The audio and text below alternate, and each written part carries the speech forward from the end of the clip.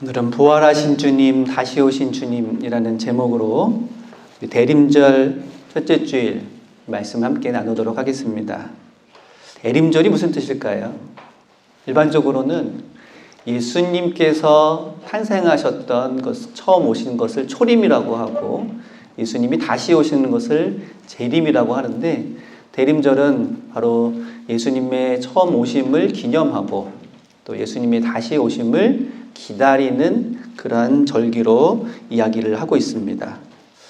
다른 말로 하면 예수님의 탄생의 의미를 우리가 생각하고 또 예수님이 다시 오시는 것을 기다린다는 것은 무엇인지를 우리 마음에 담고 지키는 절기라고 할 수 있습니다. 근데 그것이 어떤 의미인지를 우리가 좀 깊게 살펴보기 위해서 예수님의 부활에 대한 본문을 함께 나누었습니다. 이 재림과 부활이 어떤 연관이 있고 어떤 의미가 있는지를 잠깐 살펴보도록 하겠습니다. 먼저 예수님의 탄생을 기념한다는 것은 어떤 의미일까요? 마태복음 1장에 보시면 천사가 요셉의 꿈에 나타나서 이제 곧 태어날 아이에 대한 이야기를 전합니다. 그러면서 두 가지 이름을 전해줍니다. 예수님의 이름이 두 가지인데 하나는 예수, 또 하나는 임마누엘이죠.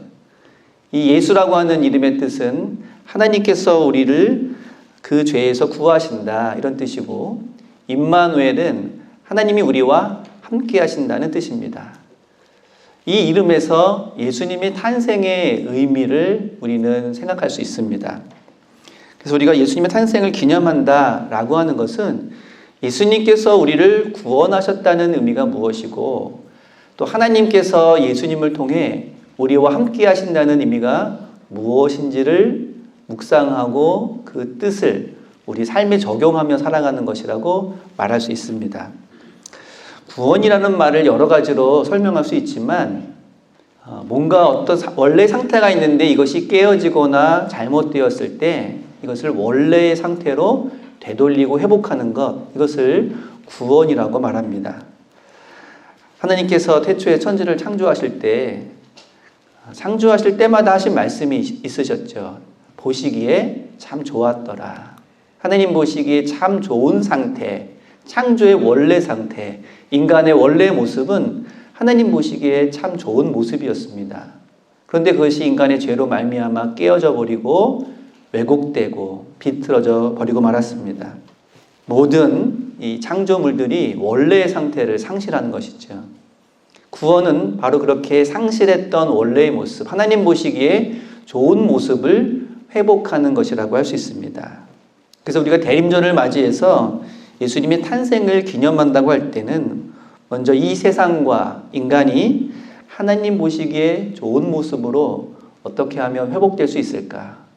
물론 우리가 우리 힘으로 회복할 수 있는 것은 아니지만 예수 그리스도를 믿는 믿음 안에서 어떻게 하면 우리가 이 깨어진 피조세계 그리고 깨어진 인간의 모습을 회복할 수 있을까 하는 것을 기도하며 또 바라보는 것을 의미합니다. 특별히 요즘 우리는 기후 문제, 생태 문제 등으로 매우 심각한 위기에 직면해 있습니다. 또한 인간의 삶을 돌아보면 인간의 이기심이 극에 달하고 불의와 죄악이 만연해 있는 그런 모습을 보고 있습니다. 이런 모습을 바라보면서 하나님께서 보시기에 좋았다 하는 그 모습을 회복하는 길은 무엇인지, 믿음 안에서 우리가 추구해야 될 길은 무엇인지를 깊이 고민하고 작지만 그 길을 향해 나아가는 것이 바로 이 대림절의 예수님의 탄생의 의미, 특별히 예수라고 하는 이름의 의미를 추구하는 것이라고 할 수 있을 것입니다. 임마누엘의 의미는 무엇일까요? 하나님이 우리와 함께 하신다라고 하는 뜻인데, 우리가 누군가와 함께 한다라고 하는 것은 그 누군가와 우리가 매우 특별한 관계에 있다는 것을 전제합니다. 내가 너와 함께 하겠다 이런 말을 우리가 아무한테나 하지는 않죠. 자신에게 매우 소중한 사람, 정말 자신의 목숨처럼 생명처럼 귀한 사람을 향해서 위로하거나 용기를 북돋아 줄 때 내가 너와 함께 하겠다. 나의 시간, 정성, 헌신을 모두 너에게 주겠다. 이런 의미로 이런 말을 하곤 합니다. 특별히 상대가 깊은 슬픔과 절망에 빠져 있을 때 용기와 위로를 전해주면서 내가 최대한의 지지를 너한테 보내겠다. 이런 의미로 내가 함께 있겠다. 이런 말 하죠. 특별히 부모님들이 자녀들이 아프거나 힘들고 어려운 일을 당할 때 내가 네 옆에 있다. 내가 함께 있다. 이런 말을 하시곤 합니다. 이처럼 대림절을 맞이해서 우리가 예수님의 탄생의 의미 가운데 임마누엘을 생각할 때 하나님께서 우리와 함께 하신다고 하는 것은 그만큼 우리가 하나님에게 특별한 존재로 받아들여짐을 고백하는 것입니다.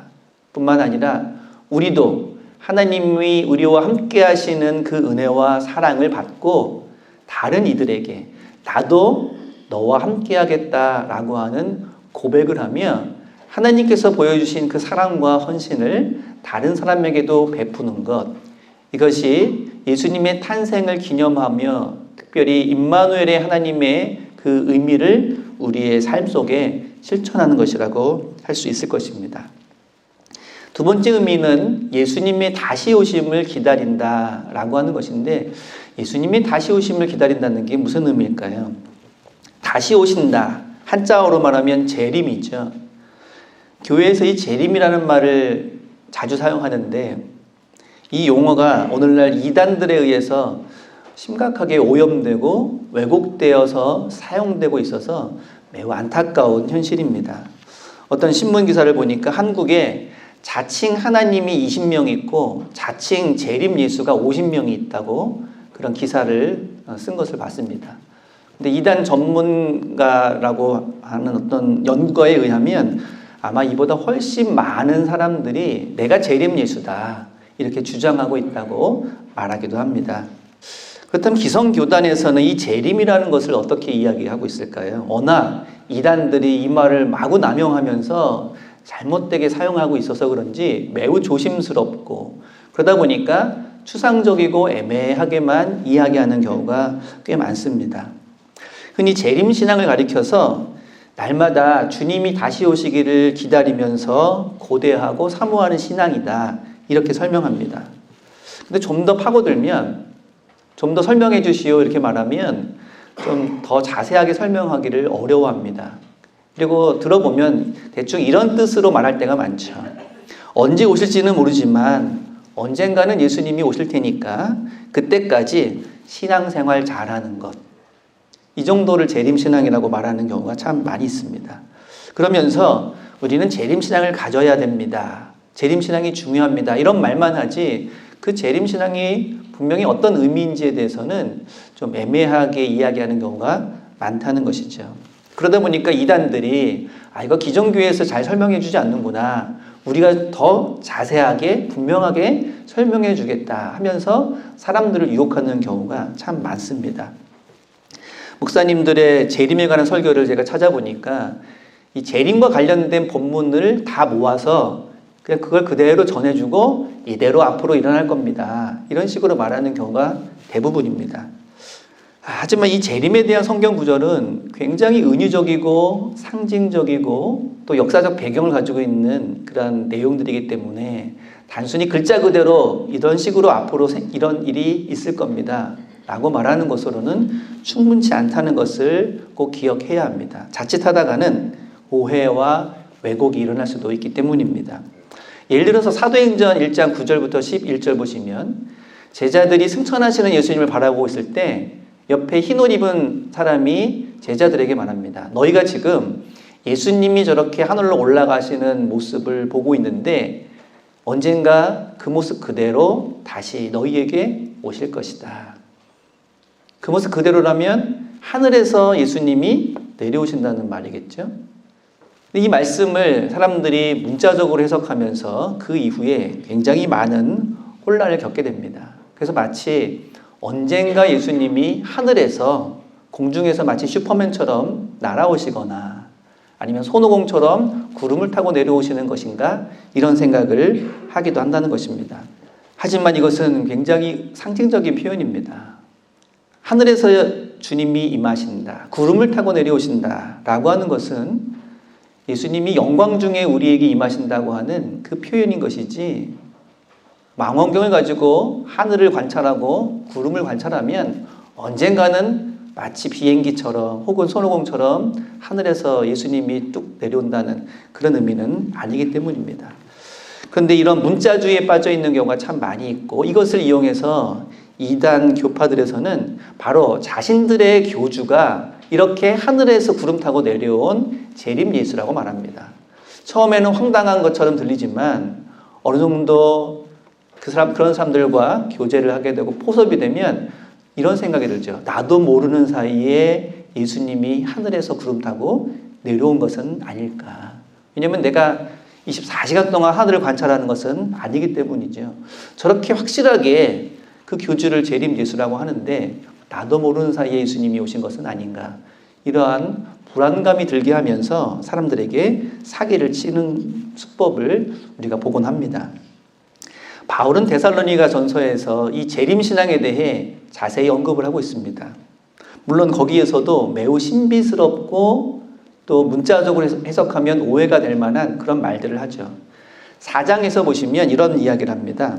주께서 호령과 천사장의 소리와 하나님의 나팔 소리로 친히 하늘로부터 강림하시니 그리스도 안에서 죽은 자들이 먼저 일어나고 그 후에 살아남은 자들도 그들과 함께 구름 속으로 올려 공중에서 주를 영접하리니 그리하여 우리가 항상 주와 함께 있으리라. 얼마나 많은 사람들이 이 구절을 오해하고 왜곡하는지 모릅니다. 이런 표현들을 문자적으로 가만히 보시면 언젠가 하늘에서 나팔 소리가 울린답니다.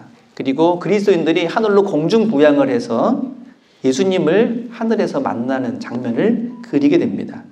예전에 한창 유행했던 휴거와 시한부 종말론에서 이런 식으로 말했죠. 그래서 몇 년 몇 월 며칠에 그리스도인들, 참된 그리스도인이라면 갑자기 몸이 공중으로 떠서 하늘로 올라가게 될 것이다. 예수님을 믿지 않는 사람들, 믿는 척했던 거짓된 신자들은 공중으로 못 올라가고 이 땅에 남아서 지옥을 경험하게 될 것이다. 굉장히 황당한 말인데 상당히 많은 사람들이 그 말을 고지곳대로 믿고 가족도 버리고 재산도 버리고 특정한 장소에서 그날만 기다렸던, 그리고 그것이 하나의 해프닝을 끝났던 일들이 한 번뿐만이 아니라 역사적으로 참 많이 일어났었습니다.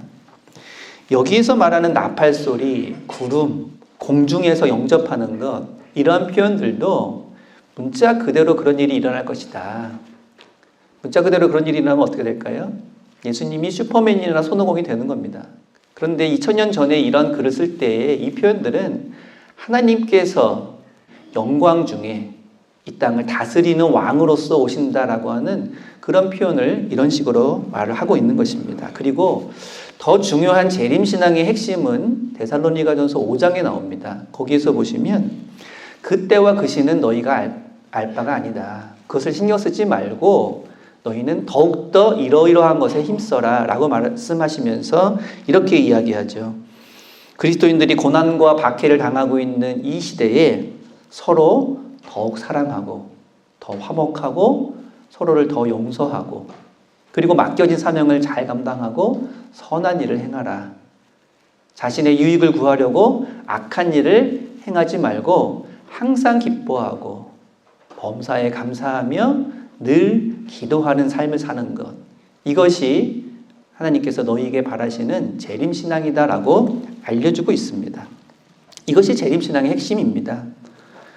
언제나 주님이 우리와 함께 하심을 깨닫고 비록 세상에서는 고난받고 세상에서는 시기와 질시를 받는다 할지라도 주님 말씀대로 살아가는 삶, 이것이 재림신앙인 것인지 언젠가 우리 몸이 공중부양을 하게 될 날을 기다리는 것, 이것은 재림신앙과는 거리가 먼 것입니다. 문제는 우리가 일상적으로 세상에서 추구하는 방향과는 다른 서로 사랑하고 용서하고 화목하고 그리고 선을 행하는 삶이 과연 어떻게 가능하겠느냐라는 것입니다. 이 세상 풍조와는 다른 삶을 산다는 것은 매우 힘든 삶일 텐데 바울은 왜 그것을 당연한 듯이 권면하고 있을까요? 재림신앙이 가능해지려면 부활신앙이 전제되어야 하는데 바울은 이미 그것을 전제하고 이 말씀을 전하고 있는 것입니다. 오늘 우리는 예수님의 부활을 다루고 있는 마태복음 28장의 말씀을 읽었습니다. 예수님께서 돌아가신 지 사흘 만에 두 여인이 예수님의 무덤을 찾아갑니다. 너무 급하게 장사를 치르느라 제대로 장례의식도 치르지 않고 돌보지 않은 채 무덤에 방치되어 있는 예수님을 보살피기 위해서 지금 가고 있는 것입니다. 그런데 거기서 부활하신 예수를 만나고 이 여인들이 굉장히 큰 충격을 받습니다. 이 일을 겪은 여인들은 제자들에게 이 소식을 전했고 제자들도 역시 처음에는 믿지 못했습니다. 그러다가 부활하신 예수님을 만나고 직접 눈으로 보면서도 믿지 못할 그런 일들을 겪고 큰 충격에 제자들도 빠지게 됩니다. 예수님의 제자들이나 혹은 예수님과 함께 있었던 사람들, 그리고 예수님을 반대했던 사람들은 모두가 예수님께서 십자가에 달려 돌아가셨을 때 이제 모든 것이 끝났다라고 생각했고 예수님은 이제 이 세상을 떠나셨다 이렇게 믿을 수밖에 없었습니다. 그런데 부활하신 예수님을 만났습니다. 예수님은 이미 떠나셨다 이렇게 생각하고 있던 예수님의 제자들과 또 예수님을 따르는 이들에게 예수님께서 다시 돌아오신 것입니다. 예수님은 몸만 돌아온 것이 아니라 예수님이 그동안 하셨던 말씀, 예수님의 가르침, 예수님의 모든 사역들이 다시 돌아오게 된 것입니다.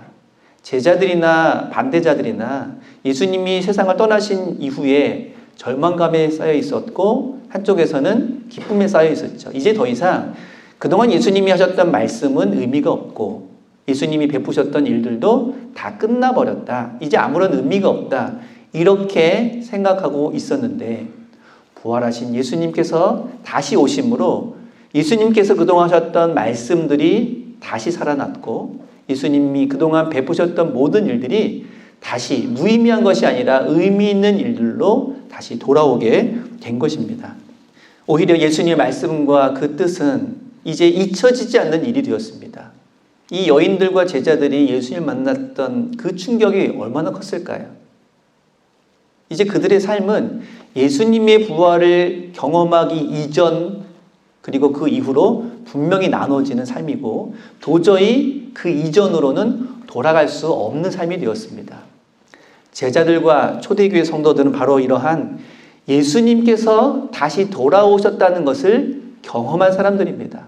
그 경험이 있었기 때문에 이제 예수님의 다시 오심을 기다리는 삶이 무엇인지를 그들은 알고 있었고 바울이 전했던 것처럼 끝까지 서로 사랑하고 용서하고 화목하게 지내는 그리고 악을 행하지 않고 선을 행하며 항상 기뻐하고 감사하며 또한 기도하는 삶을 살아갈 수가 있었던 것입니다. 막연히 예수님께서 언젠가 오실 테니까 이렇게 살아라는 것만으로는 그러한 삶을 도저히 살아갈 수가 없습니다.